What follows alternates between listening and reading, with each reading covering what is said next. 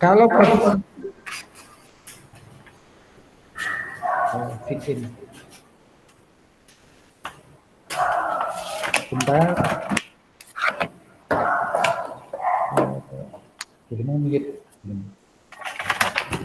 kalau posisi kita itu antara antara passion dan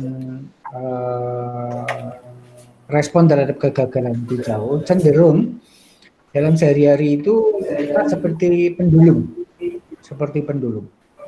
Jadi kalau waktu fokus kerja itu luar biasa, semangat, tapi waktu gagal itu gagalnya juga lama. Gagalnya juga lama. Untuk bangkit kembali itu susah.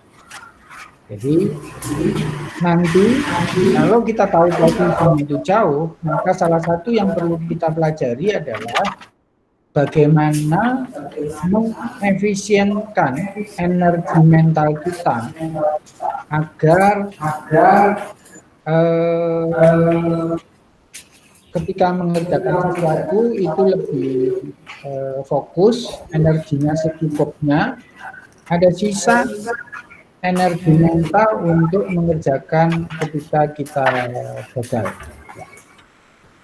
Seperti itu. Kedua, yang perlu dicermati adalah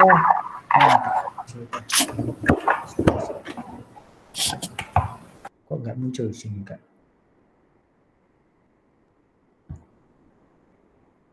Ya. Kedua yang perlu dicermati adalah skor yang berkaitan dengan perspektif. Perspektif ini definisinya kita mampu membayangkan kehidupan kita sekian puluh tahun yang akan datang. Ya, tujuan hidup akhir kita itu seperti apa? Fungsinya apa? Kalau perspektif kita luas dan jauh, jangka panjang, ketika mengalami kegagalan, itu cenderung kita menganggap kegagalan ini sepele, sedikit. Oh, saya hanya mundur satu langkah. Karena ternyata tujuan saya masih 1000 langkah di depan. Jadi saya nggak jatuh terlalu besar. Tapi sebaliknya kalau orang perspektifnya itu pendek, sempit, cenderung ketika gagal itu merasa kegagalan itu super dahsyat, seakan-akan segalanya. Padahal itu sebenarnya hanya tadi mundur satu langkah. Maka salah satu kata mutiara yang nggak cocok untuk growth mindset adalah hidup itu mengalir saja, gitu ya. Hidup itu mengalir saja. Jadi seperti air sungai mengalir gitu ya.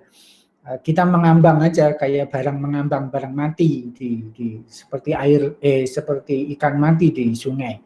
Itu tidak mendukung growth mindset. Keempat, yang perlu dicermati adalah skor taking charge. Ya. Makin besar skornya, itu orang tersebut mampu mengendalikan takdirnya, nasibnya, segala macam. Jadi dia nggak menyerah begitu saja pada keadaan. Dia yang menciptakan peluangnya dan dia yang mengerjakannya, sehingga ya mau rezeki, jodoh, segala macam yang itu sebenarnya bukan kehendak Tuhan, tapi bagian diri kita untuk melakukannya itu cukup besar. Nah, kemudian yang lain adalah berapa besar intuisi. Nah, masyarakat, khususnya sistem pendidikan, itu banyak membuat pengusaha, karyawan, sampai eksekutif pun kan karyawan, itu cenderung kurang kuat intuisinya. Intuisi itu adalah kemampuan otak dalam menemukan pola. Dan sebelum sesuatu terjadi, karena dia sudah prediksikan polanya, dia punya intuisi. Gitu ya. Jadi intuisi itu baik-baik saja, bisa dilatih. Bahkan kalau menurut Jung itu salah satu kekuatan besar yang harus dilatih kalau kita mau kreatif, inovatif segala macam. Ya. Rata-rata orang sukses intuisinya juga tajam. Itu kemudian yang juga penting adalah life skill. Ya,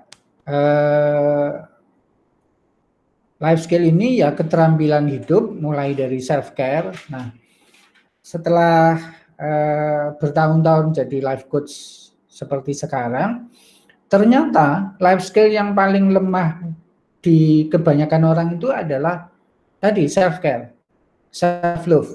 Jadi banyak orang bahkan bertanya-tanya gimana caranya mencintai diri sendiri. Karena ada mitos bahwa mencintai diri sendiri itu sama dengan egois. Kalau di psikologi dibedakan antara egois dan egotis. Yang negatif itu egotis. Egois itu baik-baik saja. Jadi kalau kita punya potensi sejumlah X, lalu kita optimalkan potensi itu adalah orang yang egois, orang yang tahu potensi dirinya lalu dioptimalkan. Itulah cara mencintai diri sendiri, bukan misalnya 3 hari nggak masuk santai-santai, itu bukan egois gitu. Itu bahkan tidak tahu, tidak kenal siapa dirinya, self awareness-nya nggak ada. Jadi orang egois itu self awareness-nya harus tinggi. Ya, itu adalah komponen-komponen modal dasar kita untuk bisa sukses, untuk bisa punya growth mindset. Ya. Kemudian tes yang lain itu berkaitan dengan wheel of life, ya, roda kehidupan. Nah, banyak orang sukses itu sebenarnya hanya di satu bidang hidup. Misalnya dia sukses bisnis, tapi keluarganya hancur misalnya gitu.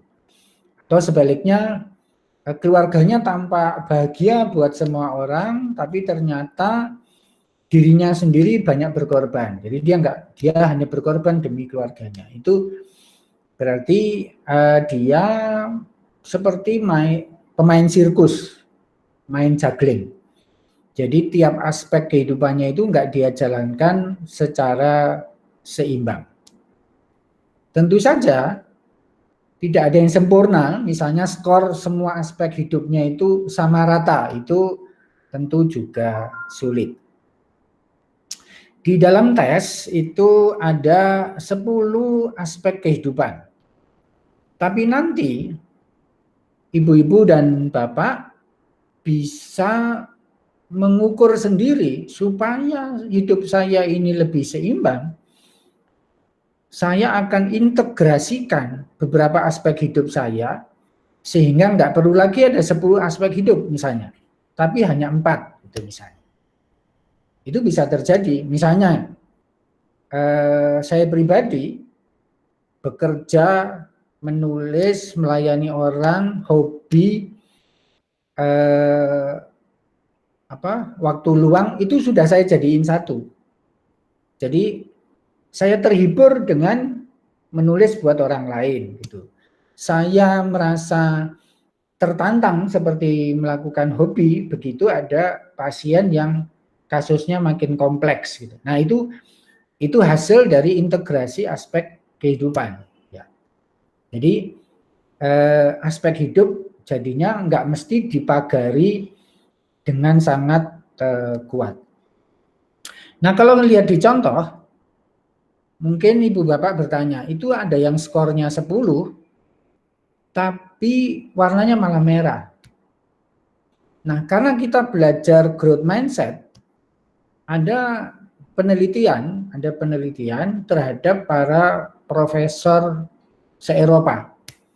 Ya, para profesor ini ditanyain oleh si peneliti, yang hebat di bidang masing-masing.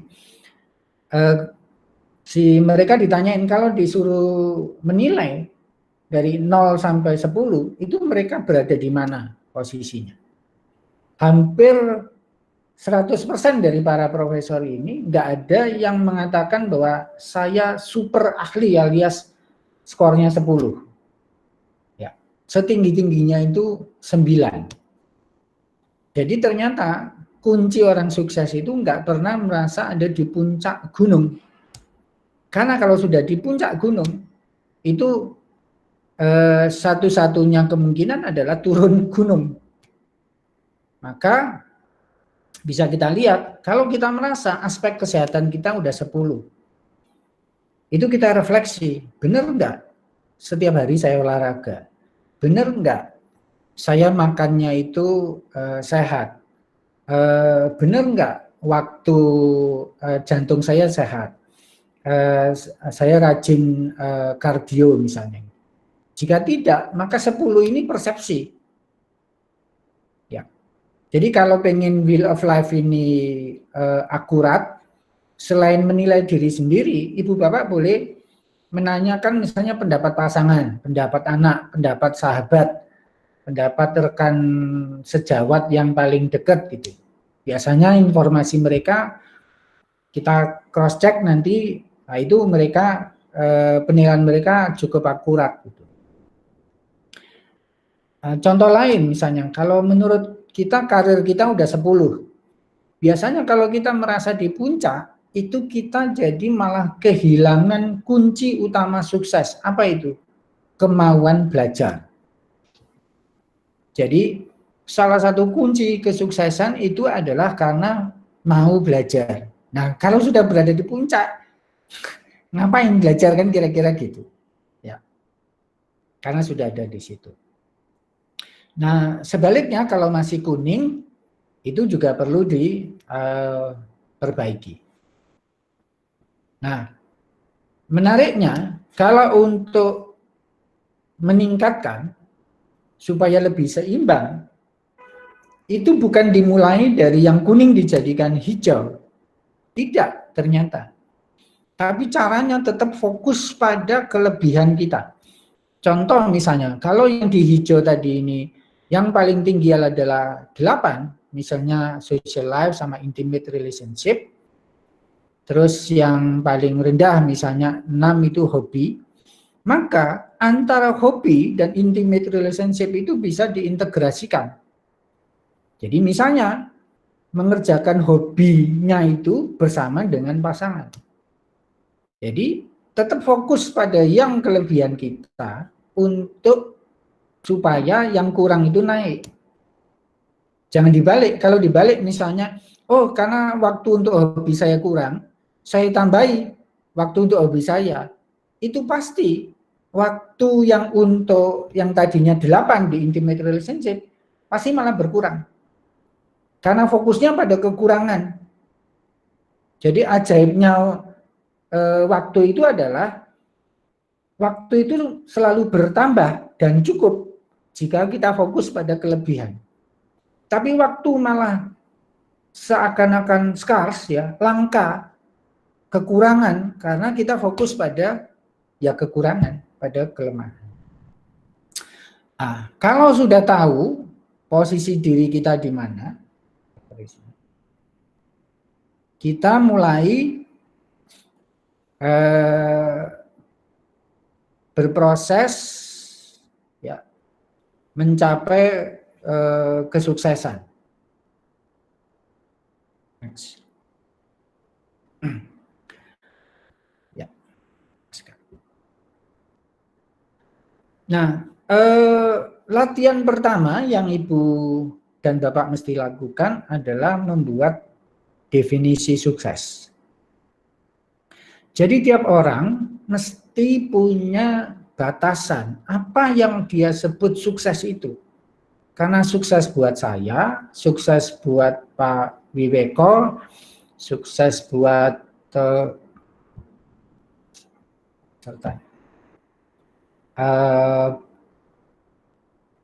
Bu Ariana, sukses buat Pak Fikar, sukses buat Pak Jo Tandian tentu berbeda-beda. Ya, nggak ada yang salah, nggak ada yang benar, karena masing-masing dibesarkan dalam value yang berbeda-beda. Jadi, tapi sekali lagi perlu definisi. Definisinya apa sih? To define, membatasi.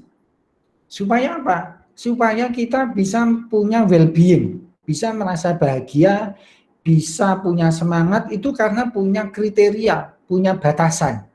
Tapi karena kalau nggak ada tolok ukurnya, ya itu kayak bola liar, jadinya kemana-mana terus hidup itu. Tadi yang terus mitos apa kata mutiara yang diambil adalah ya hidup itu mengalir aja gitu. Nah, itu kayak bola liar sebenarnya, bukan mengalir. Jadi harus ada batasan supaya kita bisa merasa hari ini saya mencapai gitu ya. Hari ini saya punya achievement. Nah, untuk membantu Ibu dan Bapak menyusun definisi sukses, ada 1, 2, 3, 4, 5 pertanyaan yang mesti Ibu Bapak jawab. Ya. Nah, nanti kalau untuk menjawab ini Ibu Bapak bisa baca PowerPoint halaman 13 sampai 17 ya. Cara kita berlatih seperti itu. Jadi baca dulu resumenya, disuruh latihan apa, baru membaca PowerPoint-nya. Ya, nggak perlu semua dibaca dulu terus baru latihan. Nanti rasanya berat karena jumlah slide-nya sangat banyak. Ya, padahal itu sebenarnya isinya dikit. Ya, jadi segera setelah ini ambil bukunya. Ya, saya sarankan punya 2 buku. Buku 1 itu untuk menjawab pertanyaan yang sekali seumur hidup atau sekali setiap 5 tahun lah gitu ya. Buku lainnya itu dipakai untuk mengerjakan latihan rutin yang harus kita kerjain setiap hari. Ya. Jadi ada buku rutin dan buku yang sekali saja. Sebaiknya dipisahin. Nah, pertanyaan untuk mendefinisikan sukses yang pertama, apa yang paling penting buat Ibu dan Bapak? Apa yang paling penting? Misalnya menyatakan, yang paling penting buat saya keluarga. Oke, silahkan. Yang paling penting buat saya adalah bisnis. Ya, silahkan.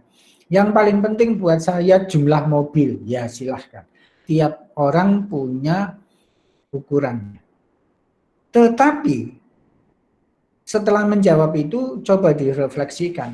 Beneran nggak ini penting buat saya? Atau ngaku-ngaku saja bahwa itu penting? Cara meriksanya gimana? Gampang. Kalau kita merasa keluarga itu penting, berapa jumlah waktu yang kita sediakan untuk keluarga? Kalau kita bilang kesehatan itu penting, berapa jumlah waktu dan energi, ya totalnya itu disebut komitmen, jumlah waktu dan energi kita untuk mengerjakan hal itu. Ya. Ya, karena manusia yang fixed mindset itu cenderung mudah menipu dirinya sendiri gitu. Menghipnosis dirinya sendiri. Oh ya, saya setiap jawab orang itu yang penting begini, yang penting si A. Padahal enggak. Menyapa si A aja enggak pernah. Nah, itu apa yang paling penting? Misalnya hubungan dengan Tuhan itu paling penting. Oke, ya. Selama ini setiap kali ibadah merasa terhubung enggak dengan Tuhan? Atau sekedar menjalankan ibadah misalnya. Itu cross check. Kedua pertanyaannya, yang bisa membuat kita sukses itu apa? Ya. Cara untuk mencapainya itu apa? Cara untuk mencapai yang penting tadi itu apa? Jadi kalau yang paling penting tadi keluarga, yang membuat bisa sukses itu apa? Misalnya, punya waktu untuk ngobrol dengan anak, misalnya gitu. Punya waktu ngobrol dengan pasangan. Nah, itu how to-nya. Jadi nomor 2 itu, nomor 1 tadi itu what-nya, nomor 2 itu how to-nya. Nah, soal how to itu berkaitan dengan pertanyaan nomor 3. Punya idola enggak? Ya. Boleh saja idolanya itu orang yang jauh, remote, nggak unreachable bahkan gitu ya. Misalnya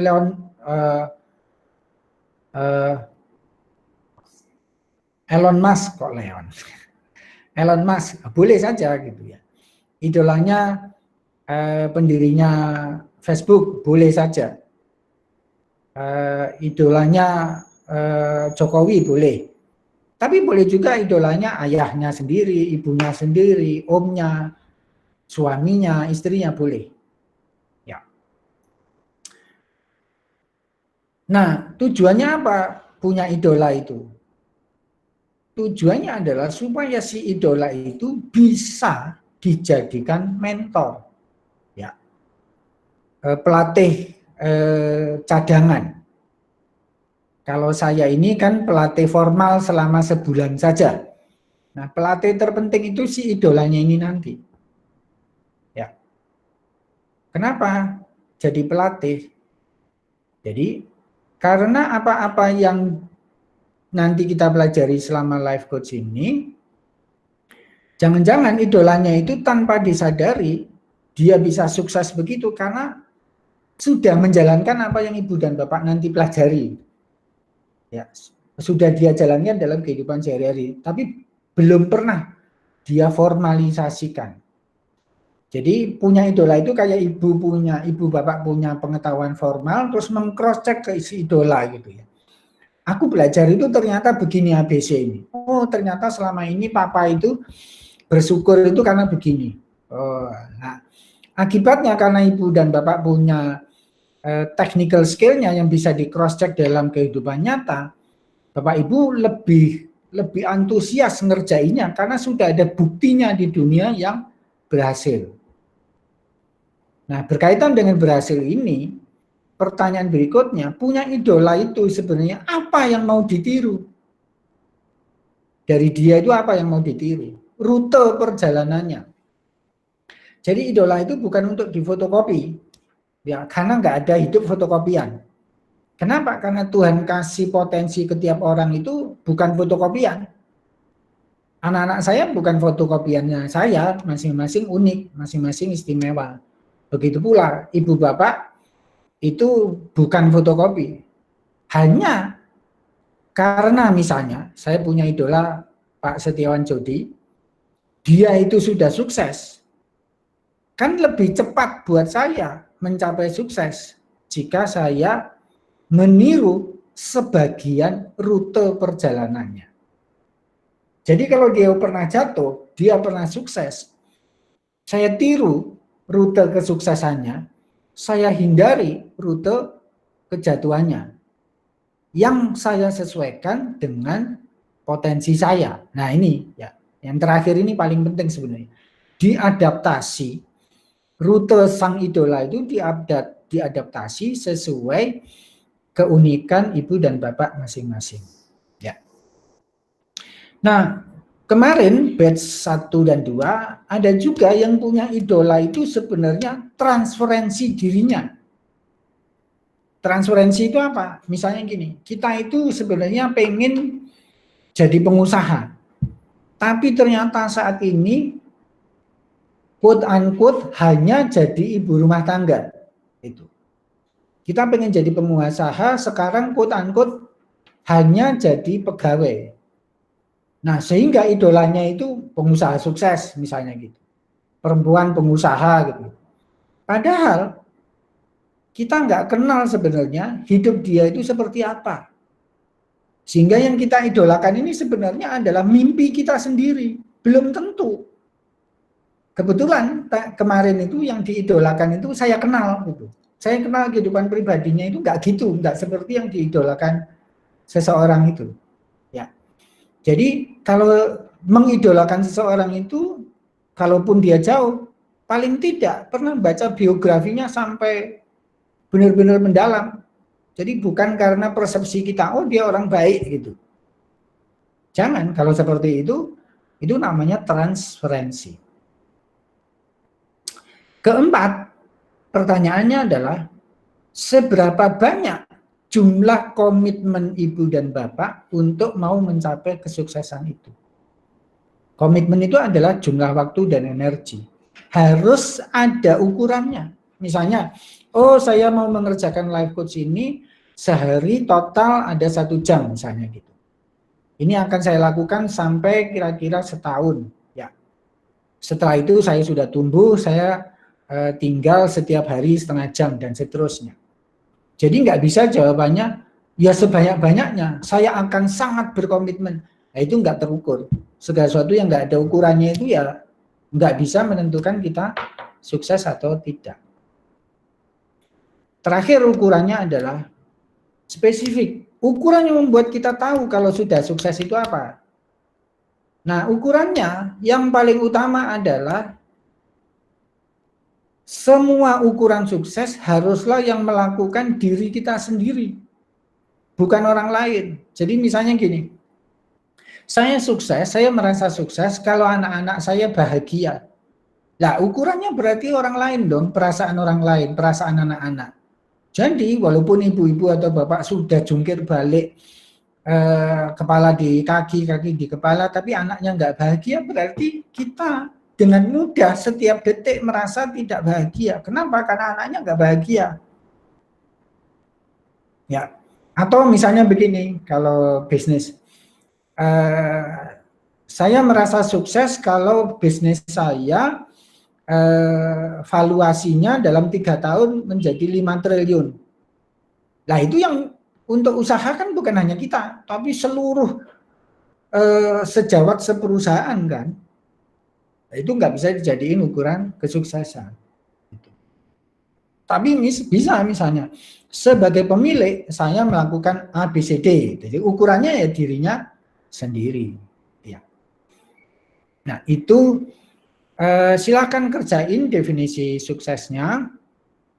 Wheel of Life-nya juga boleh direvisi, ya. Jadi yang dari 8 aspek dari kami boleh dibelah, misalnya hanya jadi 4, jadi 7, atau bahkan jadi 15, silahkan.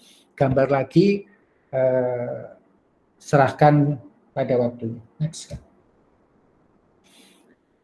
Nah, pertanyaan berikutnya di halaman 18-23 adalah, Ibu Bapak mau ukurannya apa? Untuk to fit or to grow? Kalau to fit itu misalnya begini, saya pokoknya mau jadi pedagang air, karena itu passion saya. Ya, jadi kalau belum jadi pedagang air gitu, sekarang baru jadi pedagang emas atau pedagang apa, itu merasa belum sukses. Itu to fit, ya, berusaha lingkungan dicocok-cocokkan dengan dirinya. Atau to fit itu misalnya begini, melabeli diri sendiri. Saya ini orang kreatif, orang lapangan, bukan orang berencana. Jadi berkarir selalu nyari yang karir di lapangan. Karena label itu to fit. Ya, nggak salah. Tapi biasanya to fit itu yang namanya juga to fit. Ya kancing cocoknya dengan lubang kancing. Ya. Karena dia merasa dirinya kancing, dia nggak bisa jadi red slating. Seperti itu. Nah, kalau to grow itu bedanya nggak ada label. Saya adalah punya potensi A sampai F. Ya, saya punya potensi A sampai F. Saya akan prioritaskan tahun pertama ini mengoptimalkan potensi A, tahun kedua mengoptimalkan potensi B, dan seterusnya. Dia tumbuh. Setelah tumbuh, dia baru tahu, oh ternyata saya beringin.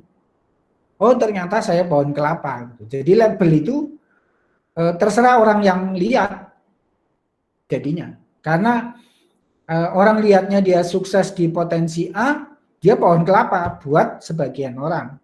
Tapi karena dia bidang lain dia juga sukses di potensi mengoptimalkan potensi B, bagi sebagian orang lainnya dia pohon beringin. Nah jadi Asik orang seperti itu tumbuh. Akibatnya apa?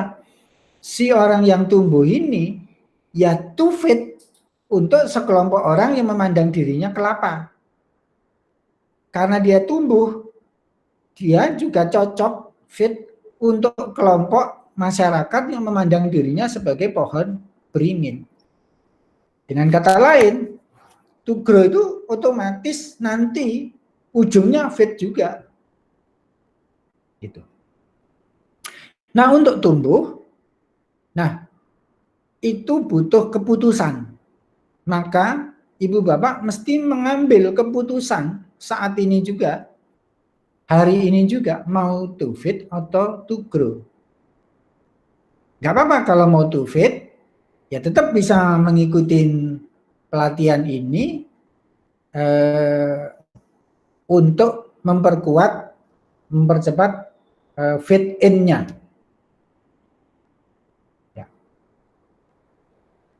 Nah, untuk tumbuh itu modal dasarnya hanya 2. Yang pertama, orientasi untuk terus belajar. Karena tumbuh itu kira-kira gini, kalau metaforanya pohon gitu ya. Waktu pohonnya masih kecil, dia belajar untuk beradaptasi pada angin. Ya. Angin pergi ke utara, dia goyang ke utara juga, dan seterusnya. Tapi begitu dia besar, dia belajar hal baru lagi yang lain, yaitu bagaimana menahan angin. Ya.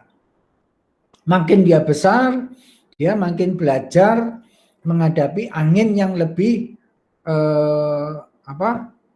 energinya lebih besar lagi, dan seterusnya. Jadi tumbuh itu harus selalu belajar. Ya. Jadi kayak seperti peristiwa pandemi ini kan memaksa semua orang untuk belajar. Tapi kalau orang tumbuh, itu nggak perlu dipaksa. Setiap hari, setiap periode, setiap masa, dia terus-menerus belajar. Jadi, kalau terus-menerus belajar, sebenarnya aspek kedua, passion itu otomatis akan tumbuh. Jadi passion itu sebenarnya hasil dari belajar. Orang yang nggak punya passion itu, atau yang nunggu passion, kalau orang kreatif bilang, saya menunggu si Ilham, ya, padahal si Ilham lagi jalan-jalan ke pasar gitu ya, lah nggak dapat gitu. Kalau orientasinya belajar, si passion, si ilham, si kreativitas, si semangat itu otomatis terjadi. Asiknya lagi, kalau kita grow, kita nggak perlu cari pasar. Niche market itu bahkan akan datang dengan sendirinya. Kenapa? Karena kita otomatis jadi orang yang spesialis. Ya, jadi spesialis yang ngerti banyak hal gitu. Ya. Jadi apapun bisnis, apapun ukuran sukses ibu bapak, si pasar itu akan nyari sendiri. Tadi ya, afiliasinya segala macam akan terjadi dengan sendirinya. Next. Nah, karena masing-masing orang itu punya potensi diri sendiri, perlu juga ibu bapak ikut tes kepribadian. Ya.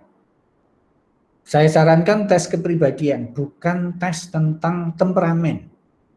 Karena seringkali saya ketemu orang yang melabeli diri sendiri dengan, oh saya orang sanguin, oh saya orang apa itu? Ada 4 temperamen itu ya. Karena saya nggak peduli sama tes itu tes temperamen. Temperamen itu sesuatu yang nggak bisa diubah. Jadi kalau orang mau grow, itu mesti paham bahwa kepribadiannya itu bisa berubah. Yang nggak bisa berubah adalah temperamen kita tadi. Tapi yang bisa berubah. Nah, buat apa? Menggunakan sesuatu, bukan buat apa? tentu tidak efektif. Kita menggunakan sesuatu yang tidak dapat diubah untuk mengubah keadaan. Gitu. Untuk mengubah keadaan, untuk mengubah diri kita itu ya harus mengubah yang bisa diubah. Apa yang bisa diubah? Bagian kepribadiannya, bukan bagian temperamennya. Nah, silakan ikut tes kepribadian, boleh dari internet, boleh juga dari ECRUTES. Kalau mau pakai tes kepribadian 5PF-nya ECRUTES, nanti bisa minta linknya ke staf saya. Ya, jadi isi kenali kepribadian masing-masing seperti apa. Kemudian bagian dari kepribadian itu adalah motivasi. Motivasi itu adalah dorongan untuk mengerjakan sesuatu. Dorongan untuk suksesnya itu apa? Tiap orang beda-beda. Secara umum ada 3 jenis dorongan untuk sukses. Pertama power. Ya. Kekuasaan. Akibatnya si orang ini ya merasa diri ukuran suksesnya itu ya power. Misalnya saya udah supervisor, saya udah manajer, saya udah direktur. Itu adalah ukuran suksesnya karena yang dia kejar adalah power. Dalam dunia nyata power itu berupa status, gitu misalnya ya. Jabatan, jumlah harta itu juga power, gitu ya. Jumlah jemaat, jumlah konstituen kalau dia politisi misalnya. Lalu ada orang yang motivasinya afiliasi, pengakuan, penghargaan. Jadi dia merasa sukses kalau sudah dipuji oleh ayahnya. Dia merasa sukses kalau diakui oleh pasangannya. Dia merasa sukses kalau temennya banyak.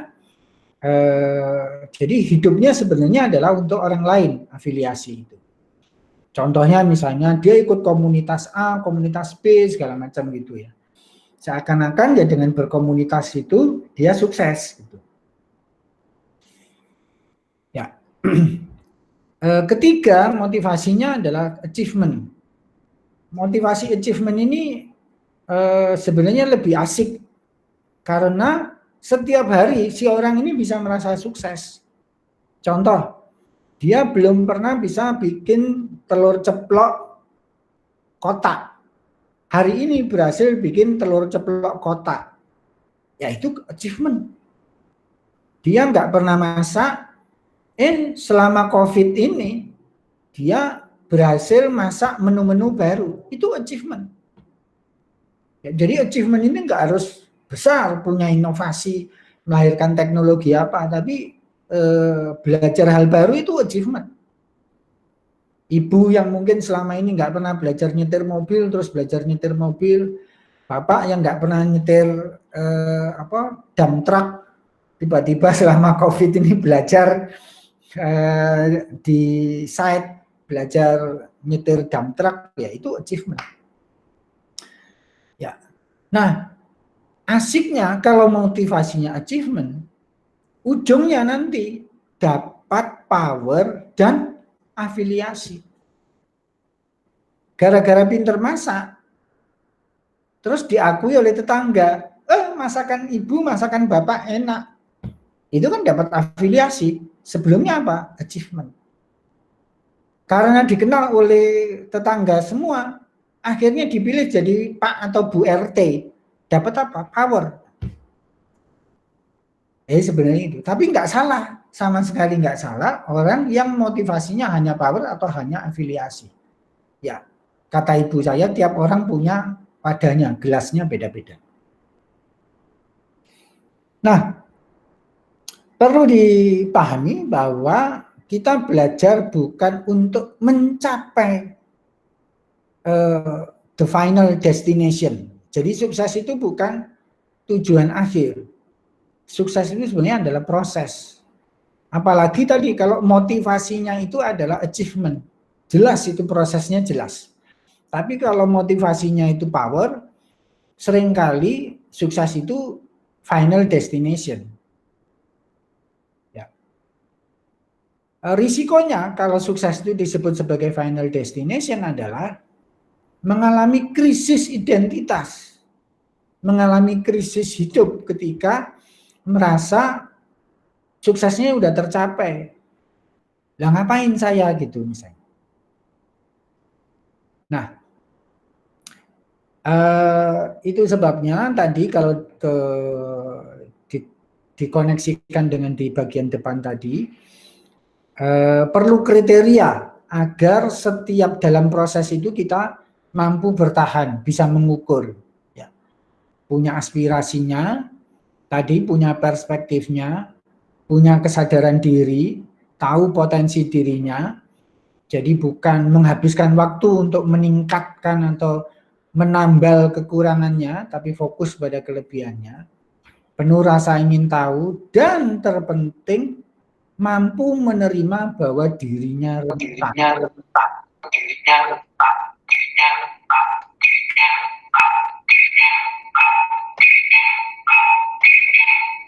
Ini kenapa?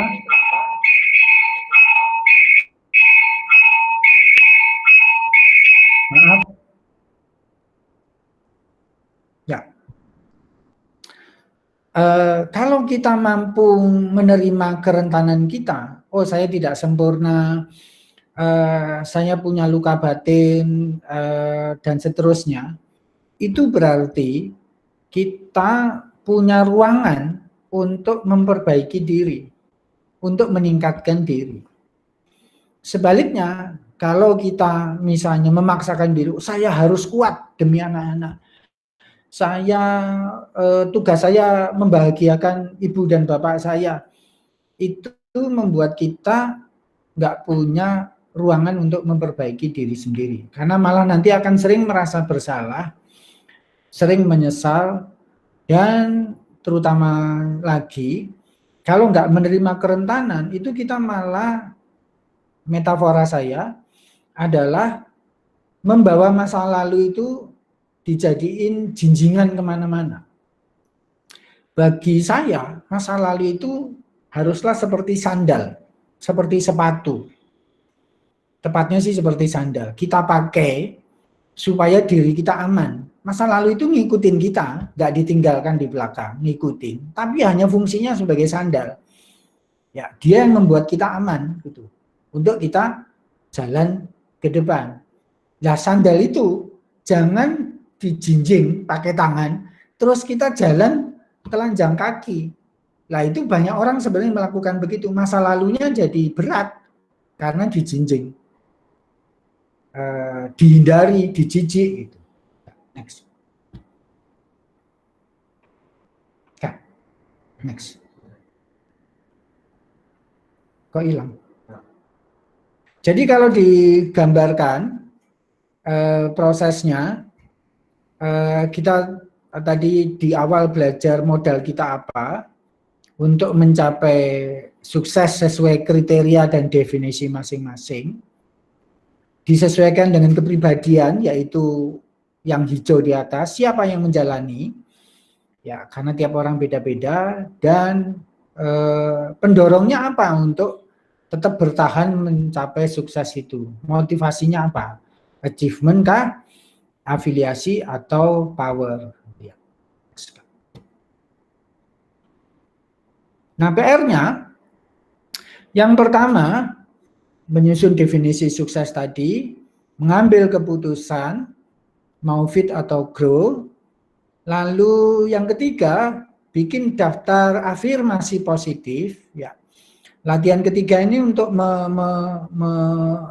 merestrukturisasi otak kita, ya, bikin kalimat positif yang sebanyak-banyaknya, boleh sampai 40-50 kalimat. Lalu setiap pagi itu dilisankan, ya, dibaca, nggak semuanya, 2-3 diantaranya itu dibaca. Kalau bisa 40-50 kalimat afirmasi positif itu sesuai aspek kehidupan masing-masing, ya, kesehatan, bisnis, karir, keluarga, dan sebagainya. Ya, bikin aja. Nanti PR-PR-nya ini begitu selesai langsung disampaikan ke grup. Kita belajar terbuka. Nanti saya akan beri input. Makin terlambat ngerjain PR-nya, input dari saya nanti numpuk-numpuk jadinya. Ya, next Kak.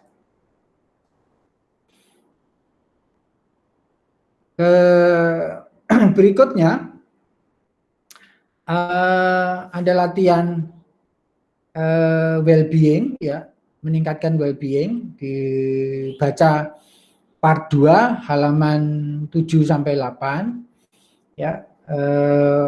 Itu juga nanti saya beri input, karena ternyata latihan-latihan ini menunjukkan pada kita yang salah satu kepemilikan kita yang paling penting itu adalah pengalaman kita.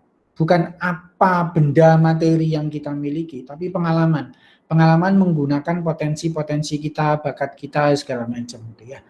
Jadi PR dari 3 sampai 6 ini sebenarnya untuk merestrukturisasi otak kita. Karena otak kita itu plastis, dinamis, masih bisa diubah. Ya. Keren, Tuhan menciptakan otak kita itu masih bisa diubah sampai umur puluhan tahun pun, asal kita mau mengubahnya. Lanjut Kak. Latihan kedua, bagian kedua, halaman 13 sampai 21 itu berlatih memiliki keterampilan berperasaan secara layak dan tepat. Karena penelitian juga membuktikan orang Indonesia itu banyak yang belum menguasai keterampilan emosi. Bahkan mengenali perasaannya sendiri aja belum. Ya, next. Ya. Lalu latihan ke-8 sampai 10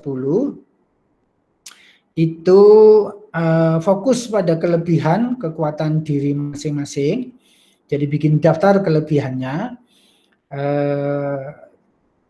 bukan daftar kekurangan. Jadi Bapak Ibu juga nggak perlu tahu kekurangannya apa, tahu boleh, tapi kita belajar fokus pada kelebihan dan kekuatan diri kita. Karena yang akan kita pakai untuk tumbuh itu adalah si kelebihan atau kekuatan itu. Di latihan 10 nanti ada belajar mindful, belajar fokus pada present time, apa yang terjadi saat ini. Ya. Next Kak. Di bagian keempat, part 2 ini kita akan belajar mengetahui mana yang penting dalam sukses itu, nature atau nurture. Nature itu kan pemberian dari Tuhan, nurture itu pengasuhan. Kedua, belajar mana yang penting, rasa suka atau rasa terlibat, pleasure atau engagement di dalam mengerjakan sesuatu. Ya. Mana yang penting, talent itu bakat yang sudah teraktualisasi, atau strength. Strength itu talent yang sudah diprioritaskan. Nanti kita juga akan belajar bersama tentang model PERMA, bahwa dalam sukses itu selain emosi positif itu penting, ya, lalu keterlibatan. Karena ada keterlibatan, ada hubungan dalam setiap relasi dengan orang lain, ada hubungan dengan pekerjaan, ada hubungan dengan bakat kita. Nah, pengalaman-pengalaman relationship ini menciptakan meaningful experience. Akibatnya setiap saat kita bisa merasa to accomplish something. Next. Jadi kalau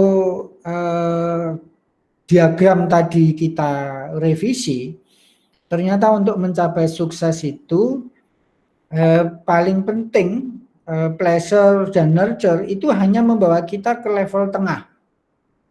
Senang mengerjakan sesuatu itu hanya ke level tengah. Tapi yang mampu membuat kita makin puas, makin bahagia itu adalah keterlibatan. Bakat itu penting, tapi masih mentah.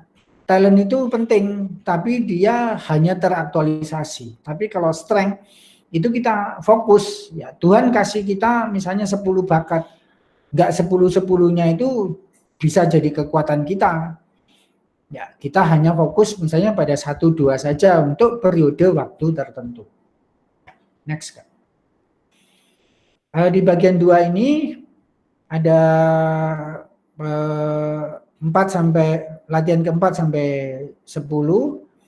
Next.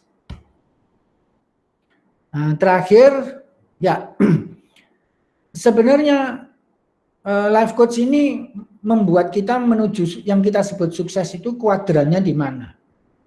Setelah diteliti ternyata banyak orang yang merasa, katakanlah 100 orang ditanya, kamu mau sukses? Semua 100 bilang, ya saya mau sukses.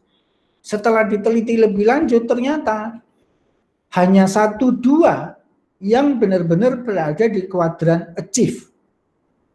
Ya. Sisanya itu kuadran preserve. Misalnya kuadran preserve itu ya saya dapat warisan 5 triliun dari ayah saya tinggal memeliharanya. Saya dapat bakat begini dari Tuhan, saya preserve, saya pertahankan gini-gini. Itu kuadran preserve. Lalu ada kuadran eliminate yang orang sukses karena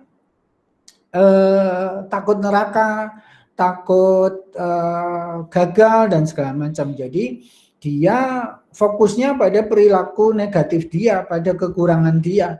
Karena saya orang nggak detail, ya maka saya mengambil bisnis yang membuat saya supaya bisa detail, misalnya begitu. Itu sebenarnya dia berada di kuadran eliminate. Kuadran terakhir adalah kuadran avoid. Ya biasanya bisa sukses juga secara materi, misalnya dia kaya raya karena dulu itu dia miskin. Jadi dia suksesnya itu karena menghindari miskin. Ya, hanya itu. Tapi setelah dia kaya, ya dia nggak tumbuh. Mungkin yang tumbuh hanya uangnya, tapi pribadinya nggak tumbuh. Kenapa? Karena dia hanya menghindari. Jadi sebenarnya kuadran terbaik ideal untuk sukses itu ya kuadran achieve. Itu kita semua nanti belajar menuju achieve itu. Nah, bukti menegaskan bahwa untuk dapat achieve itu pola pikir kita memang harus diubah dari fix ke growth mindset. Dengan begitu nanti hidup kita jadi seimbang, ya terutama bisa membuat garis yang tegas antara pekerjaan dan rumah. Dan dengan begitu juga kita nggak banyak mengalami kecemasan. Karena ternyata begini, energi mental kalau diukur itu misalnya malam hari sebelum tidur, ibu atau bapak mencemaskan sesuatu selama setengah jam. Itu ternyata energi mentalnya persis sama dengan kita setengah jam langsung mengerjakan hal itu. Jadi sebenarnya mencemaskan sesuatu itu sungguh-sungguh ruginya 2 kali. Kenapa rugi 2 kali? Rugi pertama kehilangan energi mental waktu cemas. Rugi kedua adalah pada saat mengerjakan itu tetap harus menghabiskan energi mental yang sama persis. Kira-kira gitulah. Jadi nanti kita juga belajar supaya waktu kita nggak habis untuk mengkhawatirkan sesuatu. Next. PR-nya yang paling penting dari latihan ke-12 adalah latihan ke-12, yaitu punya daftar morning frogs. Jadi orang Inggris punya saying yang mengatakan eat your frogs early, gitu ya. Makanlah kodokmu awal di pagi hari. Maksudnya gini. Jadi kalau kita males ngerjain sesuatu yang paling berat, katakanlah kita punya 5 tugas hari ini. 4 diantaranya ringan, 1 berat. Yang berat ini kita tunda-tunda terus. Nah, setiap kali mengerjakan 1 tugas, itu beban energi mental sambil mikiri, nanti yang berat ini belum dikerjain, itu terus membebani. Akibatnya yang ringan jadi terasa agak berat atau berat bahkan. Nah, ujungnya si yang berat ini tertunda, bisa tergeser ke keesokan hari segala macam. Sebaliknya, kalau ngerjain yang berat ini di awal, selanjutnya itu akan ringan dan ternyata tadi kita punya tabungan waktu, tabungan energi mental. Ya. Ya, total latihan untuk minggu pertama ini ada 13. Kerjakan. Jadi pedomannya, baca habis ini nanti resume ini akan di-share ke Ibu Bapak. Baca petunjuk di resume, harus baca halaman berapa, baru nyari. PowerPoint-nya ada 3 bagian.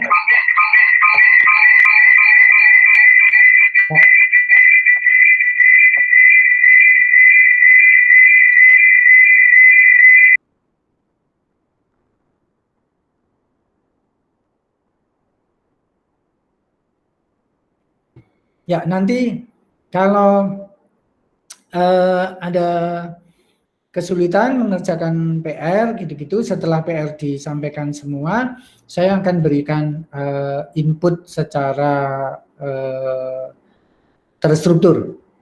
Ya, Ibu Bapak ada yang mau bertanya?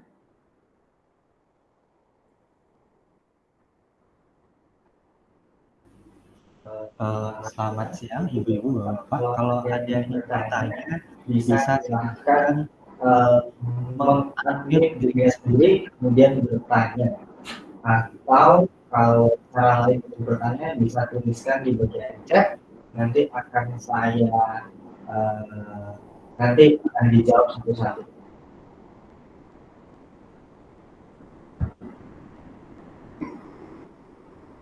Silakan.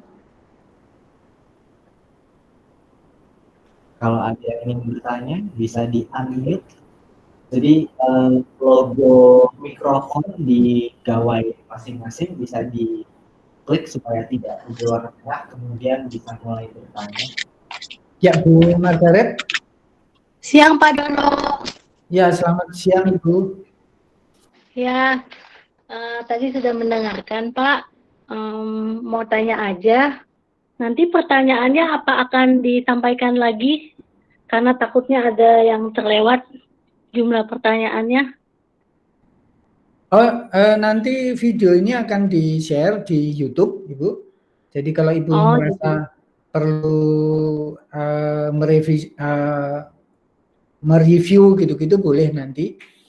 Tapi memang nggak segera karena proses rendering dari sini ke YouTube makan waktu. Ya. Oh iya, baik Pak. Pertanyaannya juga buat ini Pak, ada pertanyaan tentang sukses ya Pak Dono ya? Ya, silakan. Definisi sukses itu apa benar hanya misalnya A atau boleh ABC dengan kadar yang makin meningkat, yang pertama yang paling kita inginkan sukses, tapi lalu ada kedua, ada ketiga, keempat gitu Pak? Ya, sebaiknya sih bikinnya itu ada definisi umum dulu. Ya, payung besarnya seperti itu. Terus Ibu bagi-bagi ke tiap aspek kehidupan. Misalnya sukses karir itu apa? Ya, misalnya katakanlah ukuran besar Ibu, saya merasa sukses jika saya mampu jadi saksi kemuliaan Tuhan, misalnya gitu ya Bu. Contoh. Ya. Nah, jadi saksi itu di bidang karir itu seperti apa ukurannya? Jadi saksi itu di bidang kehidupan keluarga itu ukurannya apa? Di bidang kesehatan apa? Di bidang spiritual apa? Seperti itu. Tapi mesti ada payung besarnya dulu gitu. Ya. Oke Pak Dono, terima kasih Pak. Ada lagi yang lain? Tidak ada. Selamat siang Pak Dono. Ya. Saya Ariana. Ya Bu. Mau tanya Pak, nanti PR-nya itu kan akan kami tulis di buku ya, dan betul. Memberikannya itu apa di foto kemudian kita kirimkan via WA group atau gimana Pak biasanya? Ya, jadi nanti setelah ini Ibu dapat petunjuk administratifnya. Ya. Kalau nggak salah kemarin itu ada jadi Ibu ngerjain di buku, di foto, terus fotonya itu nanti ditempelin di kayak PowerPoint atau apa gitu, ada programnya. Terus nanti saya bisa ngasih komentar di sebelahnya, itu Bu. Ya. Berarti Ada nanti petunjuknya setelah ini. ada petunjuknya ya setelah ini. Termasuk pertanyaan-pertanyaan PR-nya tadi ya, Opa ya? Ya, ya. Dikerjain dulu, Ibu, ke 13-nya. Tapi nanti saya membahasnya satu persatu. Gitu. Latihan 1 dibahas dulu selesai, baru lanjut gitu. Ya. Terima kasih, Opa. Ya.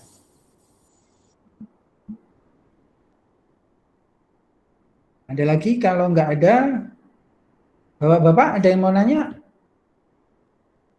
Pak Tagiyudin, Pak Weko? Kalau nggak, ini siapa?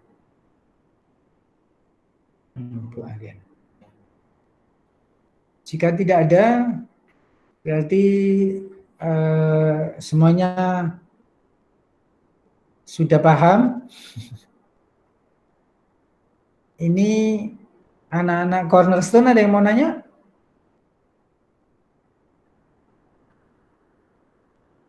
Nggak ada? Oke. Selamat mengerjakan PR, kalau begitu. Setelah ini langsung diberikan resumenya. Kita ketemu lagi di Kulwab, ya, di WA. WA akan dibuka sesuai waktu yang ditentukan oleh staf saya. Terima kasih Ibu Bapak, selamat menyiapkan buka puasa. Buat yang berpuasa, selamat mengerjakan PR.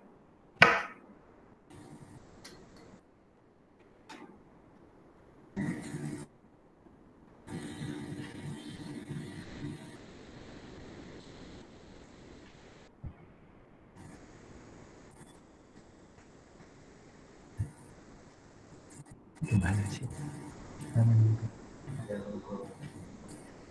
Gimana? Bapak sendiri?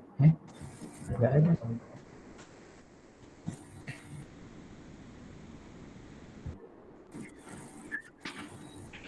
Kenapa sih? Terima kasih. Terima kasih Pak Dono.